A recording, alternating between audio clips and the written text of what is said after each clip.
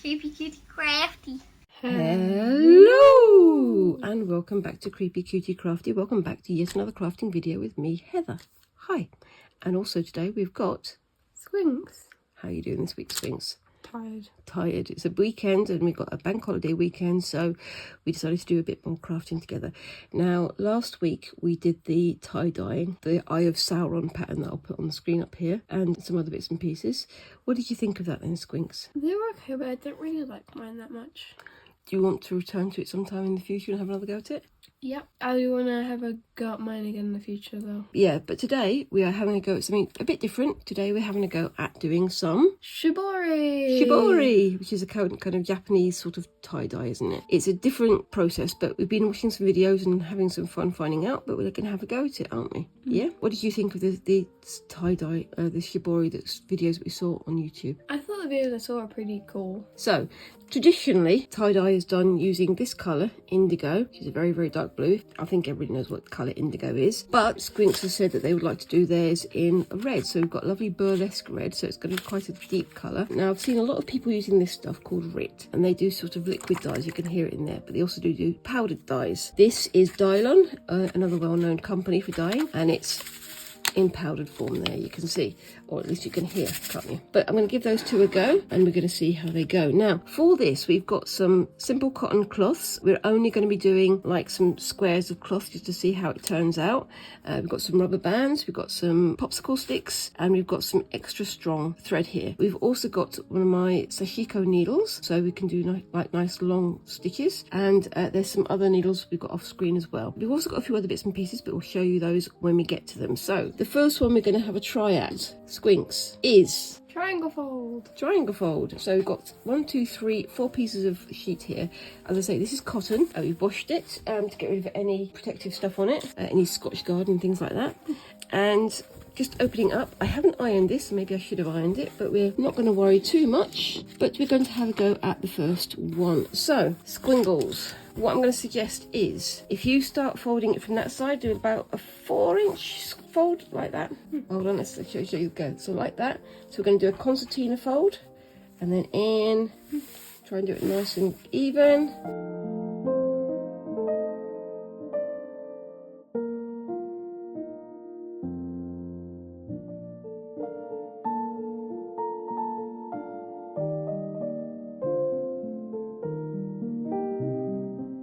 That's it, nice and straight.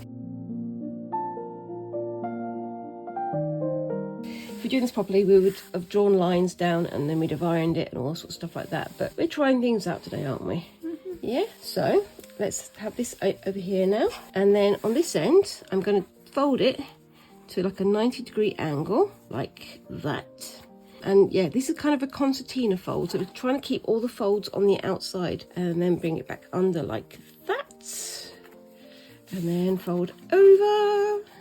So we're not folding and folding and folding and folding. We're sort of folding over the folds rather than folding under the folds, if that makes sense. Does that make sense? I'm not sure it does. And then bring that one under.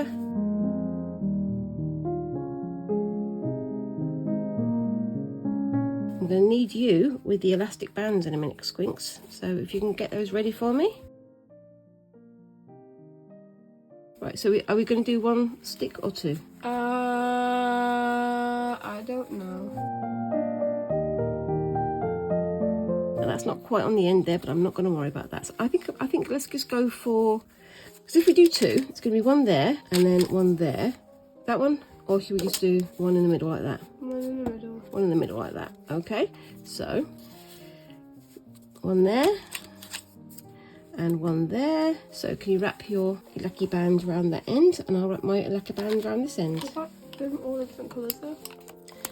Well, I wasn't worried about the colours because it's going to go in the dye, isn't it? That's it.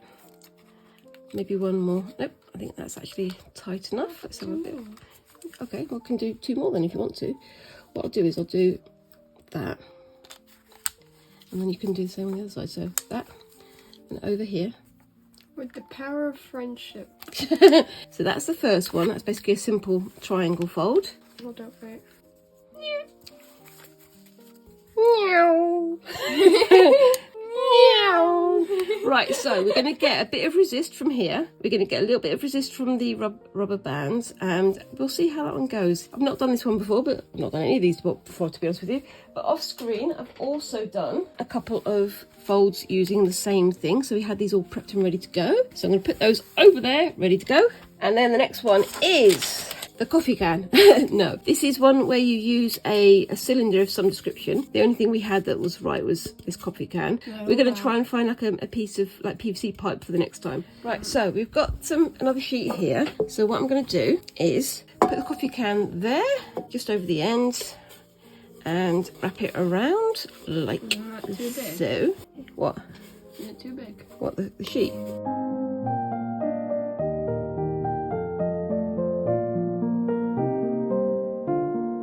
Right, so we've got one elastic band going over there. Yeah. And another elastic band, please. Is there room for a third one? Yeah, there's room for a third one. Oops, a daisy. Try not to scrunch up the paper yet. That's it. So there. You can do this with wrapping like a string around or stuff like that, but we don't have that. So scooch that down like so. And then the next one.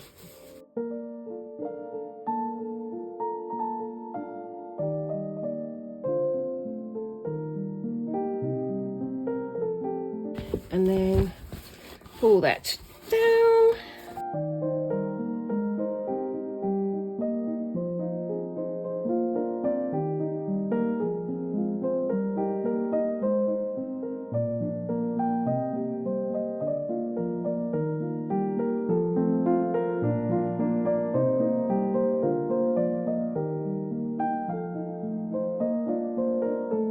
So that's on there. I'm going to scooch this down from this end slightly. Can we do another couple of rubber boons? Hold on, let's do them at an angle like that. And then another one going the opposite way. And then that's all ready to go into the pot. Put that over there. The next one we're going to have a go at doing is the horse's tooth. Do you know why it's called the horse's tooth? Because it's shaped like a horse's tooth. Because it looks like a horse's tooth. Very, very clever. Well done. So, how many rows of horse's tooth do you want? Do you want 4 or 3? 2. 3 then, because 2 was not an option. So with this one, got my heat erasable pen, and I'm just going to do a line going straight across there. And I'll do one on the fold in the middle.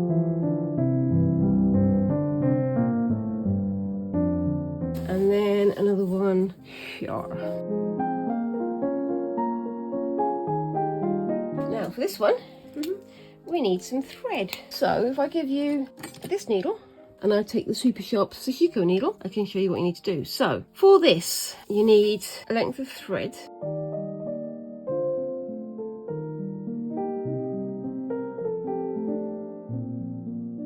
Then do myself a knot. So if you do that line there, and I'll do this line over here. So what you need to do is pick it up like this. So you got the line at the top. Keep that line nice and flat, and then about a centimetre below it, just do straight in and out stitches like this. So can you see what I'm doing? So like that. Make sure you fold it. On the line. It's not. That's the whole point. It's doing it under the line. The fold is the line, and you're working under the line. So you're doing like a centimetre under. What? That feels weird. Well, that's what you need to do. It's not long enough for the entire thing. It will be. Trust me. Because you're going to be pulling it tight, aren't you?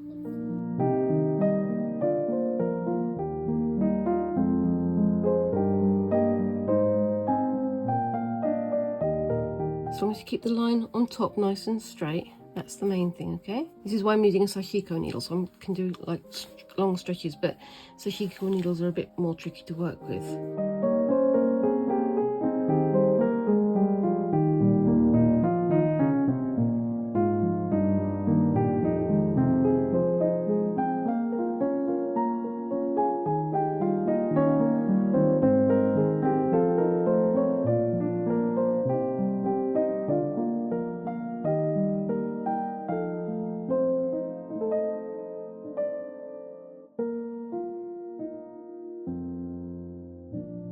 that one's done. Now, shall I do a second row? I think I might do a second row. I'll do the middle one with one row and this row one with 2 rows, I think. Okay. But I'll probably do that mostly off screen, but we'll see how we go.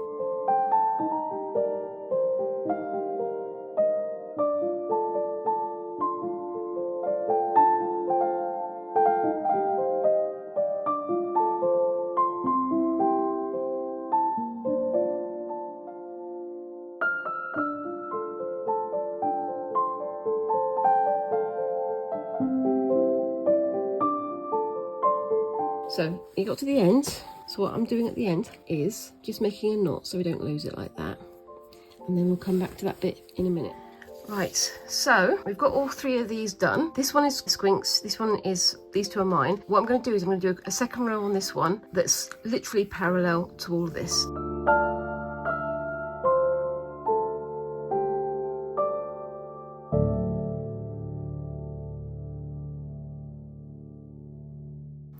Right, so do a knot on this end, and as you can see we've got Squinks's, mine and mine double. At this end we've got these 2 sticking out. I'm going to tie them together like so.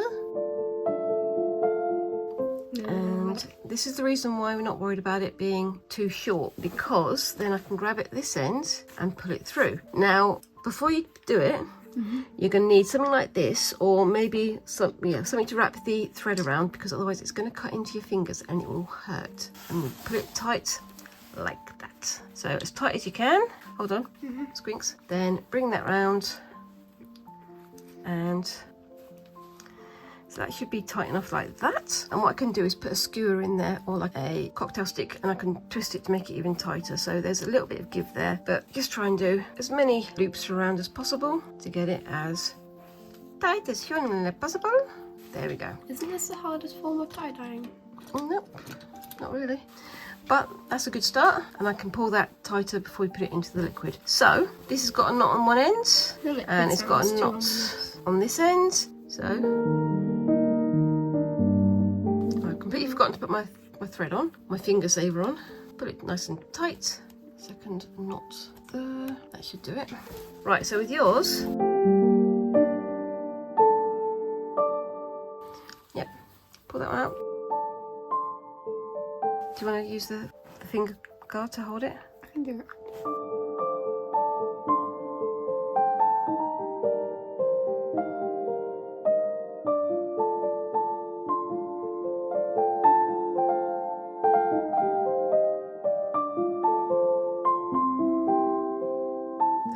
So that's that one done. And off screen, I've done a couple of random things here. This one is basically just knots going all over the place. This one was in 3 rows of 3 and just trying out some different things. But we'll see how those go. We'll put those on the side for when we're done. And now for the final sheet, we're going to have a go at doing some cycles and squares. Okay, so get the pen, move the scissors out of the way so I don't stab myself. Now, this is going to be simple. Either we can do squares in squares in squares like that, yeah, or we can just do like square there, square there, square there. Which one would you prefer to do? That one. That one. Doing circles on this side, remember. Okay, so I'll do a square there.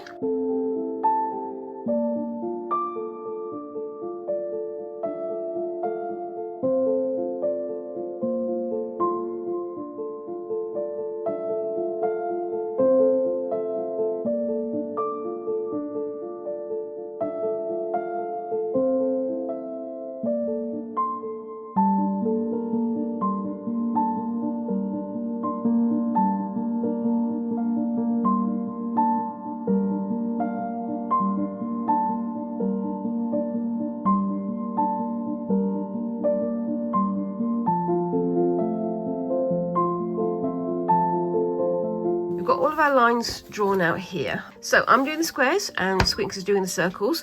Now we can do 2 things here, Squinks. So you can either go from the corner and just do straight stitch like that, or you can do going in like that and then twisting under and coming out the other side, because then you'll get more of a sort of squiddly type. Squiddly. So it's going to be like a more patterned style of stitch. It's your choice. So you can just do like almost like a zigzag stitch. It'll come out as a zigzag, but you can do whichever one you want to. I'm going to do the regular stitch on the outside, and then I'm going to do the zigzag stitch on the inside ones. Okay, so I'm going to start with the outside ones first and then do the inside ones. So off you go.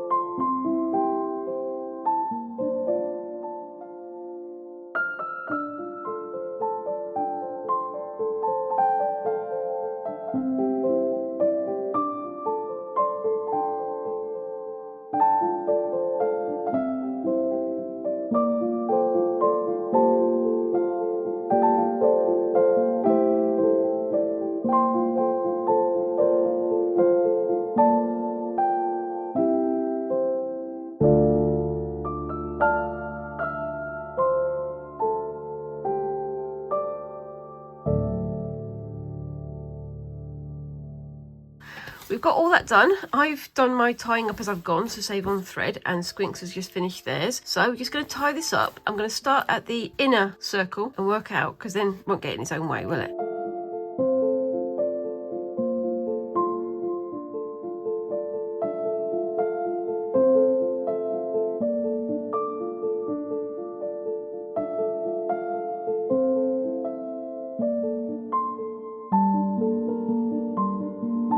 Okay, so we've got that little bit sorted out. We've got my squares on this little bobbly side, and we've got Squinks' circles all along here. Going to see how that turns out. So we've got here 1, 2, 3, 4, 5, 6, 7. There should be another one.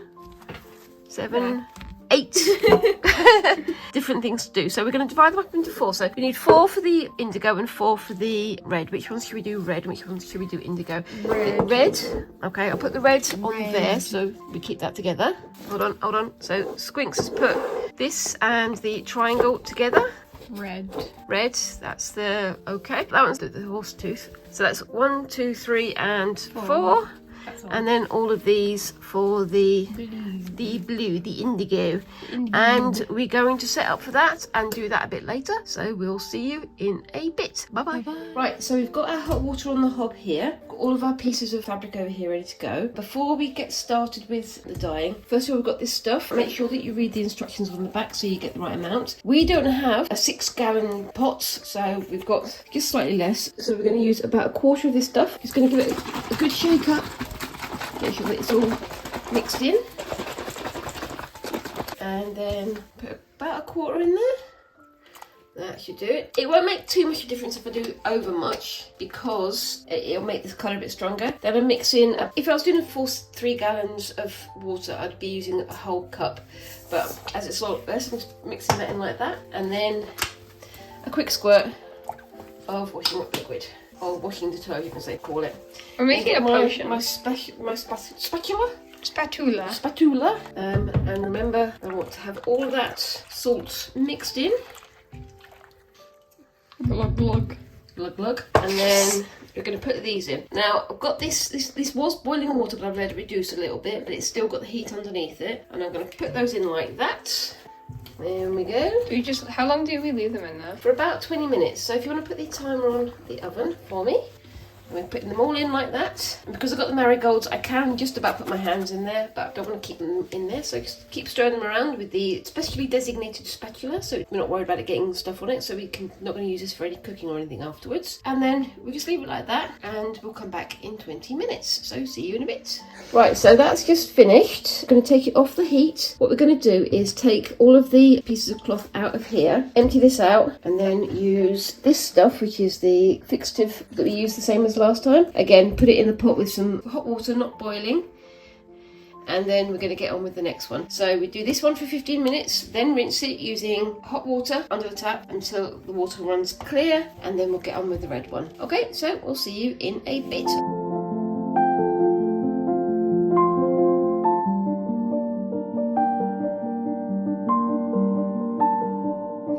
Right, so this is the fixative, and we've got our dyed items, and I'm just going to put them in here for 15 minutes. Again, read the instructions, and we're just going to put them in there for 15 minutes so that the colour stays nice and strong.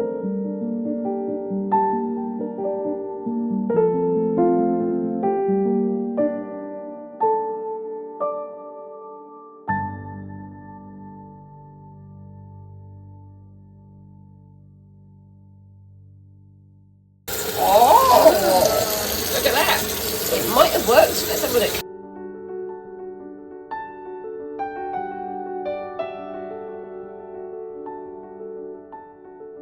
And then let's see how we go. That does seem to have worked. So after we've done this, we're just going to wash them and then put them out to dry. But look at that. That's pretty good.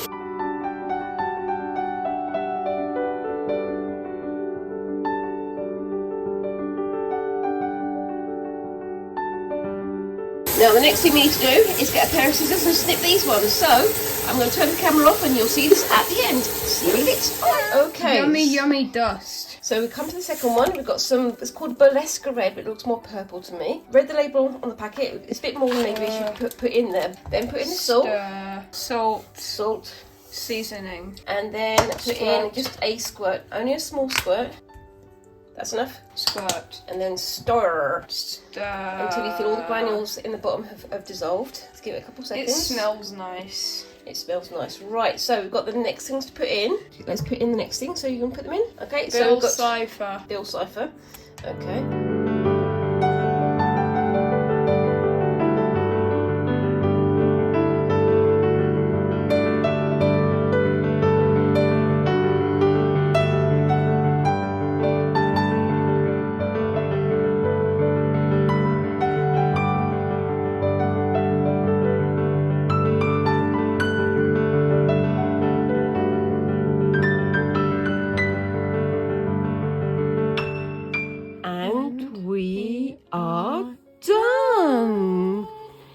So there we go, chaps. Chaps, yep. It's another sort of semi-quick project. I think it turned out pretty well. We got some mixed results, didn't we? But overall, I think we would definitely like to do this one again.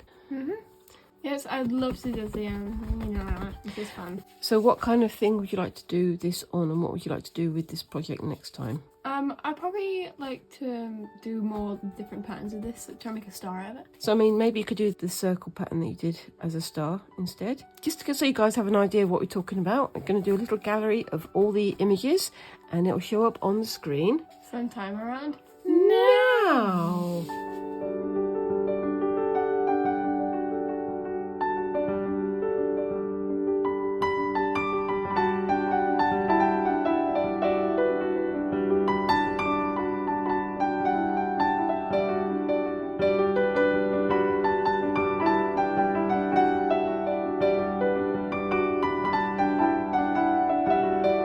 Okay, so let us know down in the comments what you think of that. And yeah, I think we're really pleased with it. The binding ones, the ones we did with popsicle sticks and lolly sticks, they turned out really well. And they're really sort of variegated, as you can see on this one.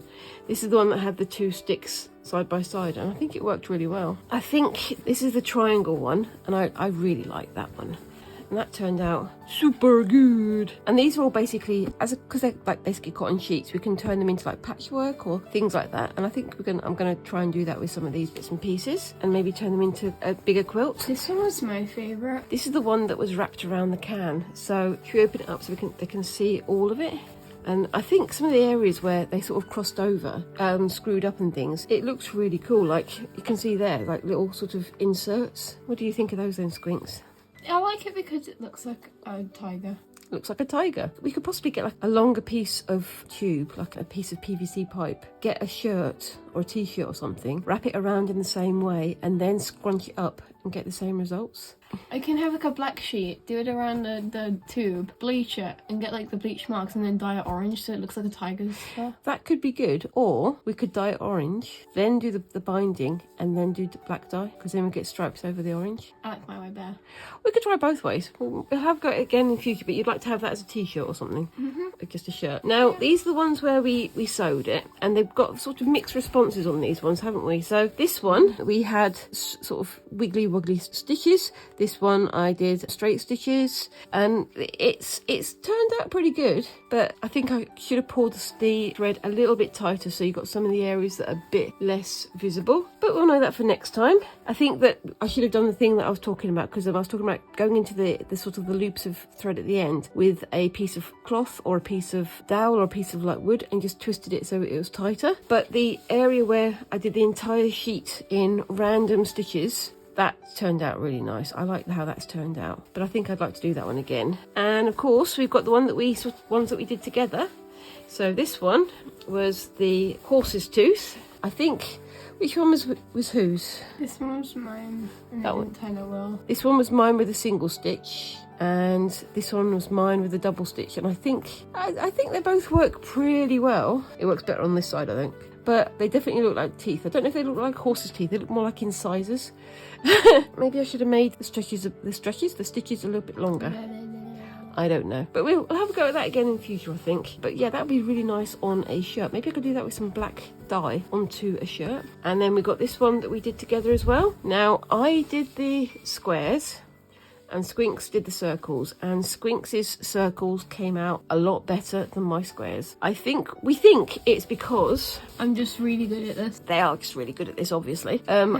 We think it was because when I did mine, I pulled the thread on my own and then tied it, whereas with Squinks, I pulled the thread, held it tight whilst Squinks tied it, so they got it a lot tighter. So yeah, I mean, we know what to do better for that in the future, but even though it's a lot paler, I still think the squares did turn out looking really nice, but the circles, they definitely look fantastic, don't they? I mean, we could cut that in half and use it for two different things, but I would like to do this maybe on a bag or on a shirt or on something else, but I don't know yet. So, do you think you would want to do this one again, Squinks?